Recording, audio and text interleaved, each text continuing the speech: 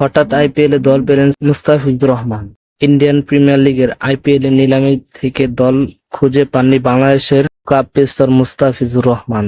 তবে এবার ভারত-পাকিস্তান দ্বন্দ্বের কারণে মাঝপথে স্থগিত হওয়া আইপিএল এর বাকি আসর দিল্লি ক্যাপিটালসের হয়ে খেলতে ডাক পেয়েছেন এই বাংলাদেশি পেসার। সামাজিক মাধ্যমে আইপিএল ফ্র্যাঞ্চাইজি দিল্লি ক্যাপিটালস জানিয়েছে বাংলাদেশি এই পেসারকে দলে নিচ্ছে তারা।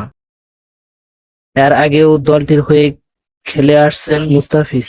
এদিকে আইপিএল এর ওয়েবসাইটে দেওয়া এক বিবৃতিতে বলা হয়েছে, মুস্তাফিজকে দলে বেড়াতে ৬ কোটি রুপি খরচ করেছে দিল্লি ক্যাপিটালস। নিলামে তার ভিত্তিমূল্য ছিল ২ কোটি রুপি। সাম্প্রতিক ভারত-পাকিস্তান উত্তেজনার মধ্যে নিরাপত্তাজনিত কারণে বাকি বিদেশি ক্রিকেটারদের সঙ্গে দিল্লি ক্যাপিটালসের জ্যাক ফ্রেজার ম্যাকগার্কস ভারত ছাড়েন। বাকি মৌসুমের জন্য ভারতে ফিরছেন না এই ব্যাটার। তার পরবর্তীতে আইপিএল এর বাকি অংশের জন্য মুস্তাফিজকে দলে টেনেছেন দিল্লি ক্যাপিটালস।